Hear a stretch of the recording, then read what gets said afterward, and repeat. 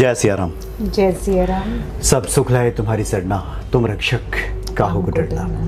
हनुमान जी की प्रसन्नता से सब संभव हो जाता है भक्तों के जीवन में। आप आभा बंसल जी हैं, स्वागत है आपका।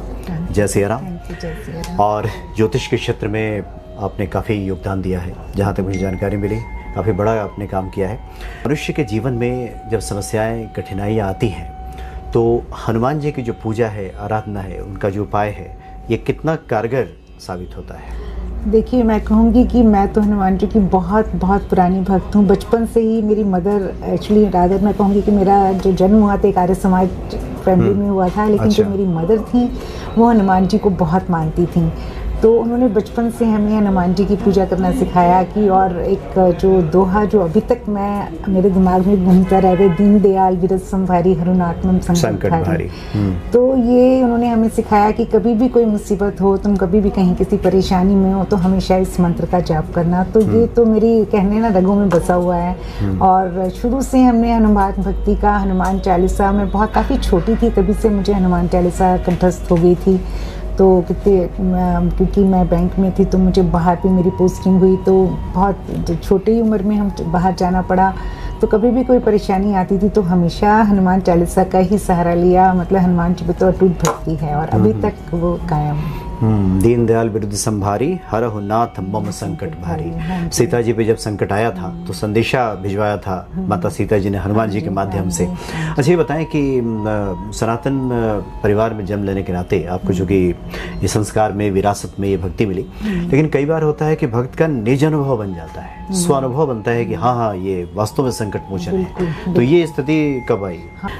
एक बार डॉक्टर बंसल का एक प्रोग्राम था अहमदाबाद में, और स्पेशली काफ़ी सारे वहाँ पर VIPs थे, कुछ मिनिस्टर्स भी थे। तो उनको अपना एक राम जन्म पे उन्होंने अपना एक प्रेजेंटेशन देना था कि राम जी का जन्म कब हुआ। तो वो उन्होंने साइंटिफिकली निकाला है, तो उसके ऊपर काफ़ी बड़ा प्रेजेंटेशन था। तो अचानक ही पता चला कि वो चल ही नहीं रहा है, प्रोग्राम ही नहीं चल रहा है। काफ़ी स्टार्ट करते रहे, वो सॉफ्टवेयर का कुछ पता नहीं क्या इशू आ गया, कुछ ग्लिच आ गया, वो नहीं चल रहा था। एंड मैं सामने दर्शक दीर्घा में बैठी हुई थी, तो मुझे थोड़ा सा काफ़ी चिंता हो रही थी कि क्या हो रहा है, बहुत ही मन में उथल पुथल हो रही थी। तो बस हनुमान जी की मैंने हनुमान चालीसा की, और समहाउ जैसे ही मेरी हनुमान चालीसा खत्म हुई और वो चल पड़ा। एक और ऐसे बहुत इंसिडेंट है। मैं तो कभी भी, जब भी कभी मुझे परेशानी होती है, कोई फैमिली में कोई डिसीजन लेना होता है, सब हनुमान जी पे छोड़ देती हूँ कि अब आपको कुछ भी करके आपको डिसीजन हमारा करवाना है, कि जो आपका डिसीजन होगा वो आपके थ्रू होगा। जी। आज के मनुष्य के सामने एक बिल्कुल सर्वथा भिन्न प्रकार की चुनौतियां हैं। ऐसी चुनौतियां जो पहले नहीं रही कभी, नई लगातार चुनौतियां। तो अभी हम एक ज्योतिष के सार्थकता की बात करें कि ज़्यादा से ज़्यादा जो खास करके युवा पीढ़ी के लोग हैं जो इससे कनेक्ट हो सकें, तो इसकी कितनी सार्थकता अभी आप देखती हैं? देखिए, मुझे तो क्योंकि काफ़ी लोगों से मिलना रहता है, काफ़ी सार्थकता है। लोग आजकल सब लोग बहुत इंस्टेंट एक तो रिजल्ट चाहते हैं। पेशेंस लोगों में बहुत कम है, जो कि पहले बहुत होती थी। लोग सोचते थे कि हम काम कर रहे हैं, धीरे धीरे रिजल्ट मिलेगा। तो नाउ, और फिर आजकल पेशेंस इतनी कम है कि जरा सा देखिए, हमारा तो ज्योतिष में ये होता ही है, और हम जानते हैं कि लाइफ में समय कभी भी एक सा नहीं रहता। कभी उतार चढ़ाव तो आएंगे ही। शनि का पीरियड, मान लीजिए शनि की 7.5 आई है तो कुछ ना कुछ तो दुख देगी। 7.5 साल का पीरियड है तो कुछ ना कुछ तो कष्ट अवश्य होगा, या और कुछ आपके प्रतिकूल ग्रह की दशा आई है तो कुछ ना कुछ तो होगा। तो लोग बहुत जल्दी घबरा जाते हैं। आप देखिए आजकल कितने डाइवोर्सेस होते हैं, सुसाइड्स होती हैं, लोग घर से चले जाते हैं, बच्चे क्या क्या करते हैं। तो ये सब दिखाता है कि पेशेंस लेवल बहुत कम है। तो ज्योतिष इसमें बहुत मदद करता है। हमारे पास कोई भी व्यक्ति आए जो कहे कि मुझे परेशानी है, तो हम उसको ये बताने में सक्षम होते हैं कि जो समय है आपका कुछ देर का है प्रतिकूल समय है, खराब है, ये भी टल जाएगा और अच्छा समय आएगा। और पहले आपका अच्छा समय था तो वो बिल्कुल हाँ कहते हैं, हाँ था, तो वैसे ही आएगा। तो उनको एक बड़ा ढांढस बढ़ता है। और हम उन्हें कह देते हैं कि मान लीजिए आपका 2-4 महीने का है, आप ये थोड़ा मंत्र जाप करिए, ये थोड़ा दान करिए, थोड़ा अपना समय जो भी आपका खाली समय है उसमें माला जपिए, ताकि उनका मन थोड़ा सा डाइवर्ट हो सके, और उसमें फिर उनको लगता है हाँ जी हमारा अच्छा समय आने वाला है। तो व्यक्ति काफ़ी उसमें पेशेंस आ जाती है, और एक उम्मीद बन जाती है, एक आस बन जाती है कि यस इट्स देयर। अच्छा, अपने अनुभव से ये बताएं, कई बार होता है कि व्यक्ति जब बहुत मुश्किलों में होता है और ये लगभग हम देखते हैं कि कुंडली दिखाने वालों की संख्या ज़्यादातर 30 साल 35 साल के बाद जब बहुत मुश्किलें आती हैं तब व्यक्ति आता है। तो ये जो प्रेडिक्शन है, अपना जो विश्लेषण है, ये कब सही समय होता है जहाँ से व्यक्ति को एक उसका फ़ायदा ज़्यादा मिल जाए? ये कब चाहिए लोगों को कि सलाह अगर लेना चाहिए? देखिए, वैसे तो आजकल बचपन में ही मतलब जब बच्चा पैदा होता है तभी हम सारा उसका बना के दे देते हैं, वर्षफल वगैरह सब उसका फलादेश कर दिया जाता है। लेकिन हाँ, जब देखिए अच्छे समय में कहते हैं ना भगवान को कोई इतना याद नहीं करता, बुरे समय में जरूर भगवान की याद आती है कि हे भगवान ये अब क्या हो गया। हम क्योंकि इतना व्यस्त रहते हैं, अच्छे समय में हम सिर्फ अच्छा सोचते हैं कि हमें आगे बढ़ना, और जब बुरा समय आता है तो हम सोचते हैं कि हम तो आगे बढ़ने का चाह रहे थे और कहाँ हम बिल्कुल पीछे जा रहे हैं। तो उस वक्त बहुत ज़रूरत होती है कि उस वक्त बहुत ज़रूरत है कि आप किसी अच्छे ज्योतिषी से मिलें और जानें कि आपका समय कुछ समय के लिए ही है, ऐसा नहीं है। बिल्कुल सब लोग समझते हैं कि अब हमेशा ही ऐसा हो जाएगा, हमेशा ही हम लोग बिल्कुल पतन में चले गए या क्या हो गया। तो उस वक्त ज़रूरत है कि आपको थोड़ा भगवान के ऊपर विश्वास रखिए, भगवान को याद करिए, क्योंकि अच्छे समय में भूल ही जाते हैं भगवान को याद करना। तो भगवान भी बुरा समय इसलिए लाते हैं कि ताकि आप समझें कि हाँ मुझे भी याद करो और जानो, कोई अच्छे काम करो ताकि आपको अच्छा रिजल्ट मिले। तो उस वक्त ज्योतिष काफ़ी उनको मिलना चाहिए ताकि वो उनको सही राह दिखा सकें, कुछ अच्छा बता सकें, कि कुछ उपाय बता सकें, कुछ उपाय कर लीजिए, ये कर लीजिए ताकि समय थोड़ा बेटर हो जाए। देखिए, जिज्ञासाएं तो काफ़ी है, कुछ हम व्यवहारिक प्रश्नों को लेते हैं। आमतौर पे जब लोगों से बातचीत होती है तो कई बार व्यक्ति जब कुंडली विश्लेषण कराता है या फिर उसको बार बार फॉलोअप करता है, बार बार जब उसी को देखता रहता है, तो उसके जीवन में जो कुछ भी घटित होता है उसके लिए वो उन ग्रहों को दोषी ठहराता है। अपने कर्तव्य से अपने भी कुछ कर्म हैं, वो कहता है क्या करें, हमारे ग्रह ही कुछ इस प्रकार के हैं। तो इसका सत्य क्या है? देखिए, ग्रह तो अपना काम कर रहे हैं, कोई भी ग्रह बुरा या अच्छा नहीं होता। शनि को अगर हम बुरा कहें तो शनि किसी कुंडली में लग्न में बैठा है, बहुत उसे राजा बना देता है। ऐसे ही मंगल है, स्पोर्ट्समैन के लिए मंगल बहुत जरूरी है, वो उनको इतना अच्छा खिलाड़ी और साहसी बनाता है। तो कोई भी ग्रह खराब नहीं है। देखिए, उनके कर्म है, जो भी हमारा जन्म जहाँ जिस घर में हुआ, ये हमारा प्रारब्ध है कि हमने पिछले जन्म में क्या काम किए, उसके हिसाब से हमारा जन्म निश्चित होता है और उसी हिसाब से हम जन्म लेते हैं। और उसी तरह के ग्रह लेकर आते हैं कि कितने अच्छे ग्रह बैठे हैं, या कोई बहुत अमीर घर में पैदा हुआ है या गरीब घर में पैदा हुआ है, या कोई शारीरिक विकार लेके पैदा हुआ है, ये तो हमारे पूर्व जन्म होते हैं। और इवन इस जन्म में भी हम ये नहीं कहेंगे कि जो हमें सारा फल मिल रहा है पिछले जन्मों का मिल रहा है, पिछले जन्म के कर्मों से तो हमने इस जन्म ले लिया, बट इस जन्म में भी हम जो कार्य कर रहे हैं वो भी हमारा आगे का सुधारते हैं। देखिए, अगर आप इस जन्म में भी कोई बुरे कार्य कर रहे हैं, कि जीवन तो कोई काफ़ी लंबा है, अगर आपने 20-25 साल में कोई बहुत बुरे कार्य किए, कुछ करे, तो आपको निश्चित रूप से फल भोगना पड़ेगा। वो बात है कि हम उसको कोरिलेट नहीं करते, लेकिन अगर हम अपने पीछे मुड़ के जाके हम खुद अपने आप देखें कि हमने हाँ कोई खराब काम किया था, क्योंकि हम स्वयं तो जानते हैं, चाहे हम कितना झुटलाते रहें दुनिया से, तो वो हम बिल्कुल उसको हम कोरिलेट कर सकते हैं कि हाँ हमने अगर ये गलत काम किया तो उसका फल मुझे भगवान ने ये दिया। तो अगर हम कुछ अच्छे काम करेंगे तो निश्चित रूप से हमें फल भी अच्छे मिलेंगे। ये हमें, अगर हम ये सोच रख लें कि हाँ हमें इस जन्म के फल भी इसी जन्म में मिलेंगे, ये नहीं कि अगले जन्म में जाके मिलेंगे, तो निश्चित रूप से हम अपने व्यवहार को, अपनी नीतियों को, अपने जो भी हम काम कर रहे हैं उसको ज़्यादा सुधार सकते हैं। क्योंकि ऐसा बिल्कुल भी नहीं है कि इस जन्म का फल हमें अगले जन्म में मिलेगा और पिछले का हमें इसमें मिलेगा। पिछले जन्म का जरूर हमारा जन्म जिस तरह से हुआ और इस जन्म में हम जो कार्य करें यहीं पर हम भोग के जाएंगे, यहीं हमें उनका फल मिलेगा। अच्छा, थोड़ा हम चाहते हैं कि एडवाइस ऐसे लोगों को जो किसी ज्योतिषी से मिलते हैं, हाँ जी, और फिर अपने जब घर पहुंचते हैं तो उसके बाद कितने उपाय करने चाहिए, उनको कितना % उस पर ध्यान देना चाहिए, कितना % कर्मों पर ध्यान देना चाहिए, ऐसे लोगों को क्या एडवाइस होगी? क्योंकि हमने ज़्यादातर देखा है कि लोग उपाय पे उपाय उसी में लगे रह जाते हैं। नहीं, एक्चुअली देखिए, इसमें थोड़ा सा हमारे ज्योतिष में भी थोड़ा इस तरह के कुछ उपाय बताने वाले हैं कि कोई भी प्रॉब्लम होती है उसके लिए 50 उपाय बता देते हैं।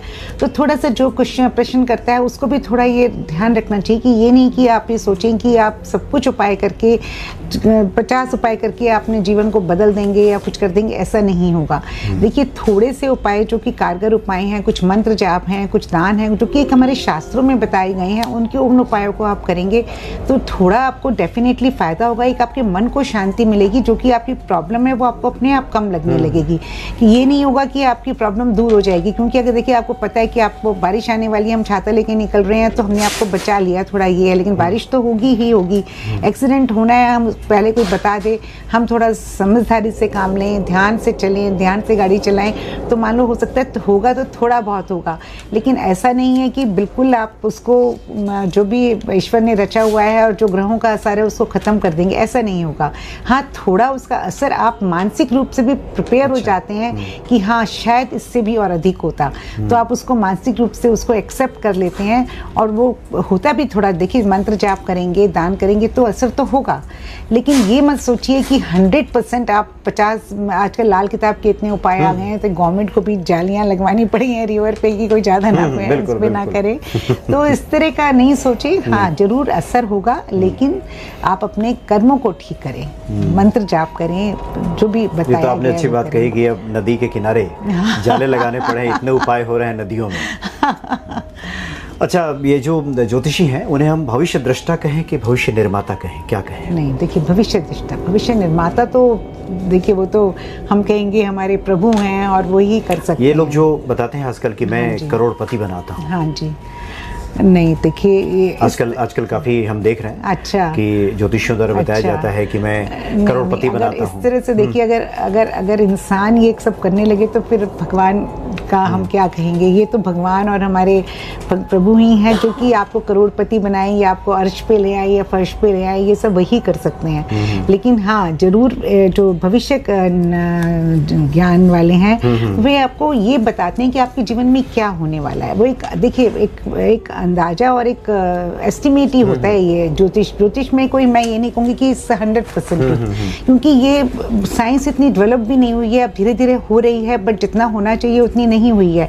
Definitely it's a big science और बहुत कुछ इसमें किया जा सकता है, बट इसमें रिसर्च वगैरह तो कुछ हो ही नहीं रही, क्योंकि जो हमें पिछले हजारों साल पहले जो हमारे कुछ जो लिख गए हैं उन्हीं को हम फॉलो करे जा रहे हैं। जबकि आजकल देखिए, आज की सोशल जो हमारे इवेंट्स हैं, हमारी मतलब सोशल जिंदगी है, इकोनॉमिक जिंदगी, सब कुछ बदल गया है। आजकल लेडीज़ का जो पहले हजारों साल पहले जो था सब पोजीशन, वो कहाँ बिल्कुल बराबर की पोजीशन है।